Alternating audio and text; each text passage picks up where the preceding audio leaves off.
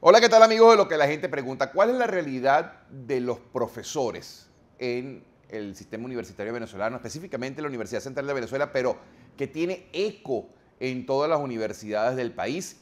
Para Diosdado Cabello, presidente de la Asamblea Nacional de Venezuela, pues los profesores universitarios, específicamente los líderes de la Universidad Central de Venezuela, lo que están es en una conspiración y este venidero 21 de noviembre, pues se la van a jugar toda para acabar con el gobierno de Nicolás Maduro. Precisamente, la Asociación de Profesores Universitarios de la Universidad Central de Venezuela, en voz de su presidente Víctor Márquez, le respondió este lunes a Diosdado Cabello y hoy tenemos a Víctor Márquez en el programa. Muchísimas gracias, profesor, por acompañarnos en Lo que la gente pregunta.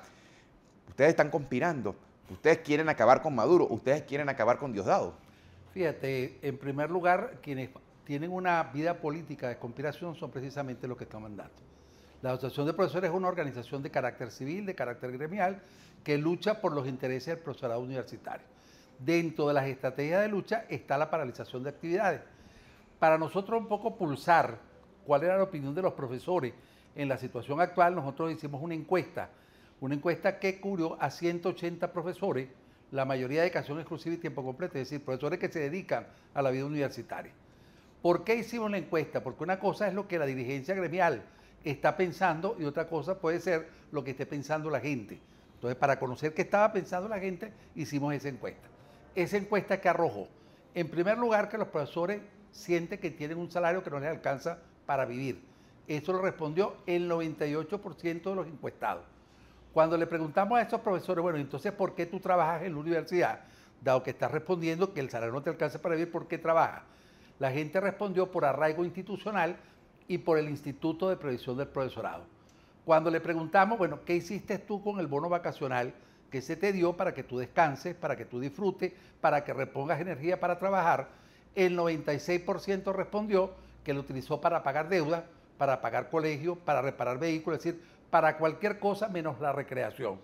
Cuando le preguntamos a los profesores si consideraban que la Asociación de Profesores debía reiniciar acciones de carácter conflictiva, dado que tenemos un año en el cual se suspendió el conflicto anterior y no ha habido solución a los problemas universitarios, el 97% respondió que había que hacer acciones de carácter conflictiva. Pero acciones de carácter conflictiva es muy amplio. Entonces había que indagar qué estaba pensando la gente. La gente respondió, bueno, hay que hacer tomas propagandísticas, hay que repartir volantes, hay que ir a los medios de comunicación, hay que crear un frente en el mundo universitario, hay que extenderlo a otros sectores de la población venezolana que están padeciendo los mismos problemas que el profesor universitario. Y dentro de esas estrategias propuso la realización de la paralización de actividades. Ahora, la paralización de actividades siempre ha tenido variantes. Una de las variantes es el paro escalonado. Esa la respaldó el 65% de las personas que respondieron a la encuesta. El 61% el paro con presencia activa y el 51% el paro general indefinido. Ahora, estas variantes de paro tienen que pasar por una discusión en lo interno por las implicaciones que tiene. Y en particular el paro general indefinido, que es, digamos, el último mecanismo de lucha, no el primero. Por eso es absurdo que Diosdado esté planteando que nosotros iniciando un conflicto universitario nos estemos planteando para el 21, es decir, para dentro de 10 días, una paralización de actividades, cuando eso no está planteado. El paro general indefinido implica, primero, que sea convocado por la federación, y en el caso de la UCB, tiene que ser aprobado en referéndum. No es la Junta Directiva la que toma la decisión. La Junta Directiva a lo mejor puede considerar que ese es el mecanismo idóneo en ese momento, pero quien en última instancia decide si vamos a un paro general indefinido son los profesores. Pero la encuesta lo que te refleja es el nivel de deterioro que está existiendo. Y ese nivel de deterioro tiene que ver con la condición de vida. En el año 75, un profesor que iniciaba la carrera como instructor ganaba $1,000. En este momento, un profesor titular, que es el que terminó la carrera, que tiene doctorado, que tiene 4 trabajos como mínimo de investigación, gana $154. Eso está generando que buena parte de la población profesoral esté migrando a otros países. Tenemos el caso de Ecuador, que está ofreciendo en un programa que se llama el programa Prometeo, $5,000. $5,000 frente a 154 o frente a 70 al instructor se convierte en un atractivo demasiado grande. Entonces, el país está creando a un cuerpo humano que lo está formando de profesores, pero no lo está aprovechando para el desarrollo nacional, sino que se está yendo para el exterior, como está ocurriendo con otros profesionales. Varias inquietudes. 180 profesores fueron los que se sometieron a la encuesta. Esa fue la muestra inicial. ¿Qué porcentaje del profesorado son 180? Fíjate, depende, porque uno de los problemas que nosotros tenemos es las características que tiene el profesorado universitario. La primera cosa, quienes realmente se dedican a la vida universitaria son tiempo completo y dedicación exclusiva. Los medios tiempos y tiempo convencional tienen otras actividades extrauniversitarias. Esa es la primera cosa. En relación a eso, los activos en este momento en la universidad representan más o menos cerca de 3.000 profesores y los jubilados representan un poco más de ese porcentaje o ese número de profesores. Esta es una encuesta inicial que se está expandiendo, es decir, arrancamos con una muestra, esa muestra nos dio esos resultados fueron presentados a la comunidad y se abre el proceso de discusión. Es decir, era sondear la opinión.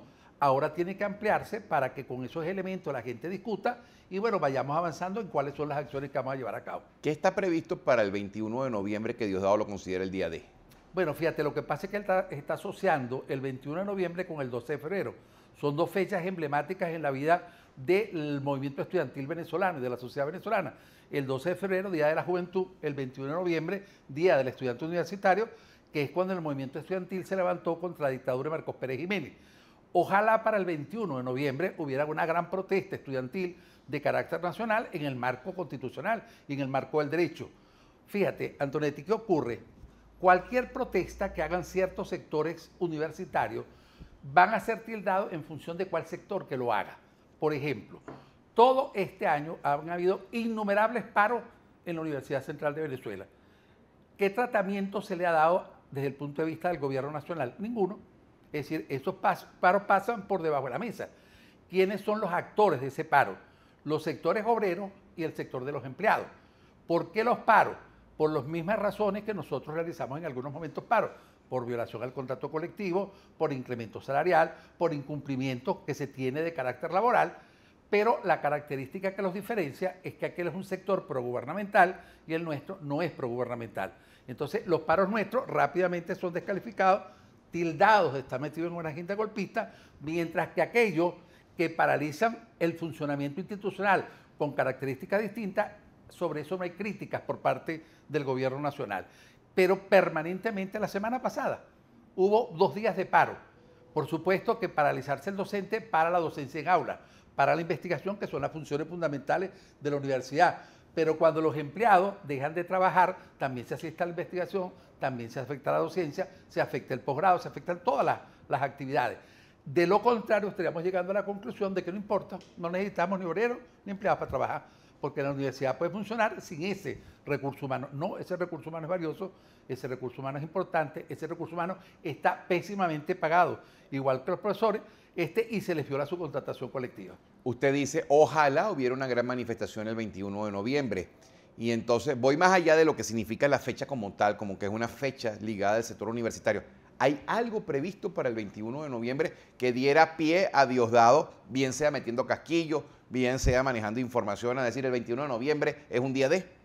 Fíjate, buena pregunta eso, pero nosotros nos reunimos con el movimiento estudiantil la semana antepasada. Y básicamente el planteamiento del movimiento estudiantil fue pedirle al sector docente que no hiciera ninguna acción que perjudicara la realización de las elecciones el año que viene de la Federación de Centros Universitarios, cosa con la cual nosotros nos comprometimos, porque ese es un movimiento estudiantil que ha sido solidario con los profesores, con sus características y sus bemoles, para nosotros emprender alguna acción conflictiva precisamente en el marco de ese proceso electoral. Es decir, si vamos a emprender alguna acción, no va a ser en el momento en que los estudiantes están en pleno proceso electoral. Ahí les dejamos claro al movimiento estudiantil que el inicio de la conflictividad no es huelga ni es paro, es el inicio de la conflictividad. Por ejemplo, parte del inicio de la conflictividad fue pedir un derecho de palabra en el Consejo Nacional de Universidades. ¿Por qué en esa instancia? Porque ahí es donde debería discutirse los incrementos salariales y los beneficios de los profesores, porque eso es lo que está legalmente establecido. Ahora, ¿qué es lo que históricamente ha ocurrido en los últimos 8 años? Lo mismo que ocurrió la semana pasada. No reciben a la federación, no reciben los planteamientos, no hay posibilidad de dialogar con el gobierno, con excepción del ministro Calzadilla. El único ministro que ha tenido una actitud universitaria, independientemente de su posición política, ha sido el ministro Calzadilla. Y cuando ya habíamos llegado a unos ciertos acuerdos que nos hacían sentir que por fin se iba a abrir un diálogo, bueno, nos los quitaron.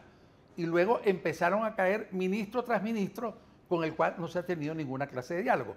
Ahora, si tú cierras el canal de comunicación, si tú cierras la instancia en la cual la gente va a exponer sus problemas, ¿qué le queda al movimiento gremial? Es decir, vamos a ponerlo en otro caso, si el movimiento obrero sindical de unas empresas, el patrón no lo recibe para discutir su contrato de trabajo, bueno, van a recurrir a la protesta y a la huelga.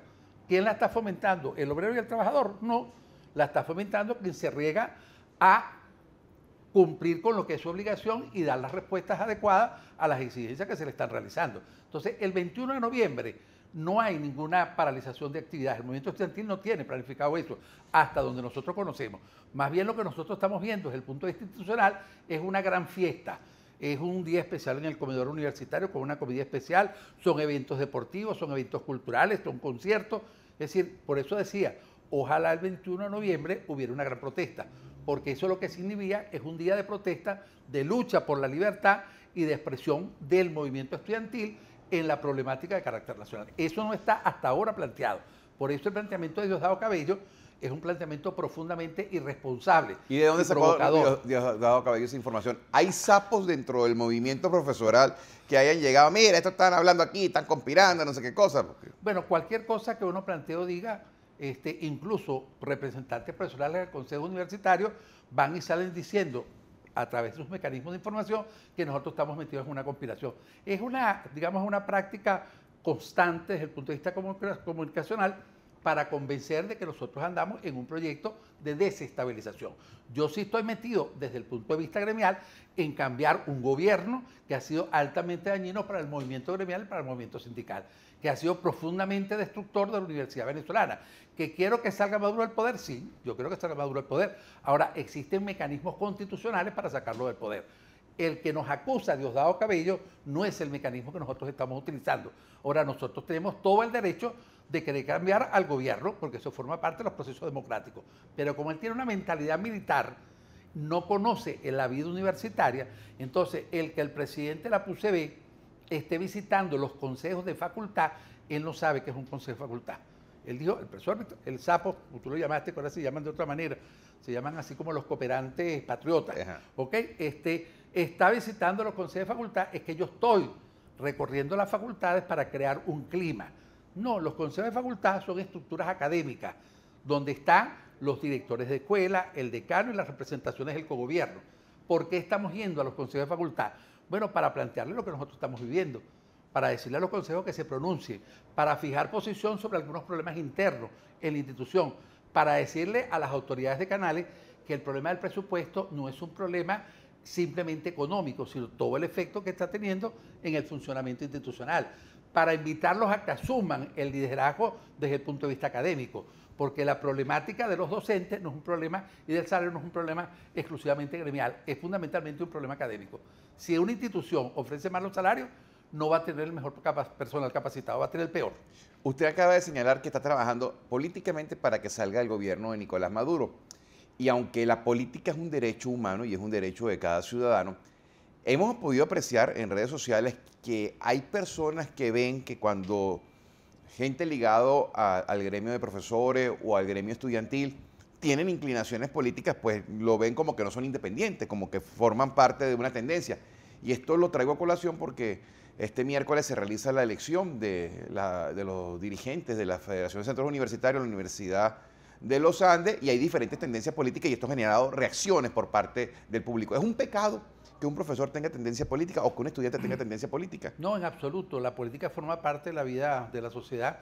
Más bien yo diría que nos hace falta más política en el buen sentido, en el sentido de debatir ideas, de propuestas país o de propuestas universidad. Creo que la universidad vive una crisis tan profunda como la crisis que está viviendo el país.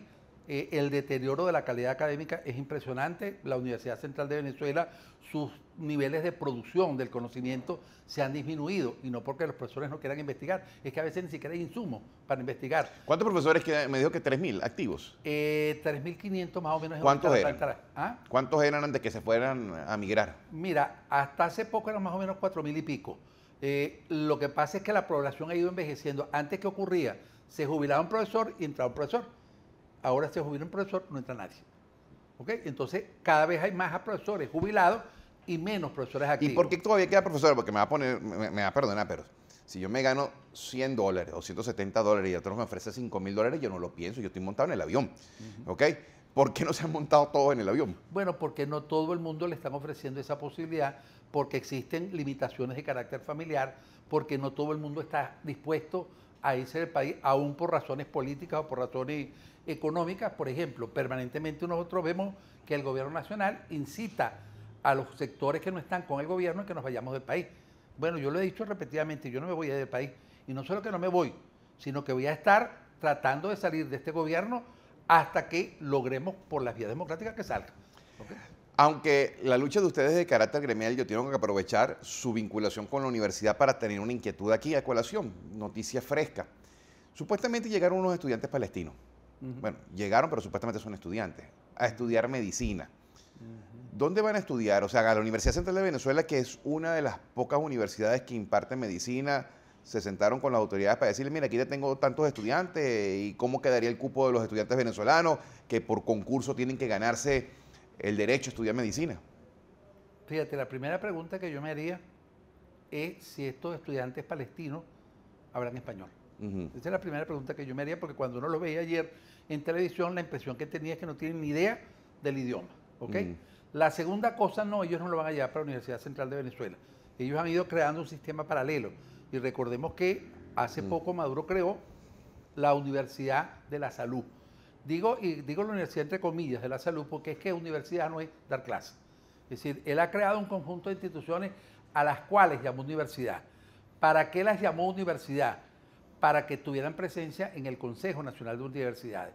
Eso que generó un cambio de la correlación en el seno del CNU, en el cual las universidades controladas por el gobierno tienen mayoría frente a las universidades autónomas. Es una estrategia política. Es decir, por un lado crear instituciones paralelas, pero es que la creación de esas unidades paralelas le permite tener un control en el CNU. Eso es lo que explica, por ejemplo, que los rectores de las universidades autónomas lleven la propuesta de FAPU para que se discute el punto y en vez de incorporarlo en agenda, rápidamente dicen que no, porque es que todo el resto de los otros rectores y el ministro dicen que no, porque eso forma parte de una acción política. Ahora, ¿qué universidad los va a formar? Una universidad en la cual hay la experiencia y el recurso humano docente para formar esos estudiantes. No, los va a formar posiblemente esa universidad que ellos supuestamente crearon. O los van a formar como médicos integrales comunitarios con todas las limitaciones que esos estudiantes tienen, no por su culpa, sino por lo que el propio Estado le está ofreciendo como un mal proyecto de carácter educativo. O si uno piensa mal, vienen a otra función que no sé estudiar. También es posible. Me quedan apenas 2 minutos, profesor. Recapitulando un poco, ¿ustedes tienen agenda dentro del conflicto, agenda estratégica de lapsos para hacer tal cosa o tal otra? No, nosotros lo iniciamos con la encuesta para palpar la opinión del profesorado. Como producto de la encuesta estamos abriendo una discusión con los profesores a los cuales ya les dimos la información. Mira, esta muestra dijo esto. Bueno, tenemos que explorar si esa percepción y esa opinión de esa muestra está o no generalizada y empezar a discutir cuáles son las acciones. Pero las acciones no pueden ser aisladas. Por eso la discusión fundamental tiene que darse dentro de la federación, es decir, dentro de la FAPU, donde estamos todas las asociaciones de profesores y donde todos debemos ver cómo en cada universidad se está viendo el problema. Ahora, en apenas 1 minuto que me resta, ¿cómo lograr una solución definitiva? Porque todos los años vemos que es reiterado el reclamo, sobre todo desde el punto de vista presupuestario, y siempre es un pañito caliente, levanto la voz, me medio acomodan y demás, pero no hay una luz definitiva en la que no haya falta el conflicto. Bueno, el conflicto lo va a haber en la medida que sigamos teniendo un gobierno que es ciego, sordo y mudo frente al problema universitario. Mientras tengamos un gobierno de carácter autoritario que tiene como objetivo destruir lo que implica la universidad autónoma. Solo en la medida en que nosotros cambiemos de gobierno va a ser posible solucionar o empezar a solucionar la problemática de fondo del mundo universitario. Como hasta que no cambiemos el gobierno no se van a modificar ciertas cosas de la realidad nacional que, a pesar de que, por ejemplo, crean planes de seguridad, en vez de disminuirse la inseguridad en el país, lo que hace es que se incrementa. Diosdado Cabello podría decir, usted está conspirando. Sí, claro. ¿Qué le dice usted a Diosdado Cabello No, para en cerrar? absoluto, los conspiradores son ellos, que además él en particular violó el juramento. Él juró defender la Constitución Nacional y lo que hizo fue violar la Constitución Nacional cuando se implicó un golpe de Estado. Eso es un hecho de carácter objetivo. 10 segundos. ¿Algún profesor tienen colitas en PDVSA? Que yo sepa, no, posiblemente alguno de ellos. Ni siquiera los sapos. No sé. Muchísimas gracias, profesor. Profesor Víctor Márquez, presidente de la Asociación de Profesores de la Universidad Central de Venezuela, por habernos acompañado en Lo que la gente pregunta, amigos.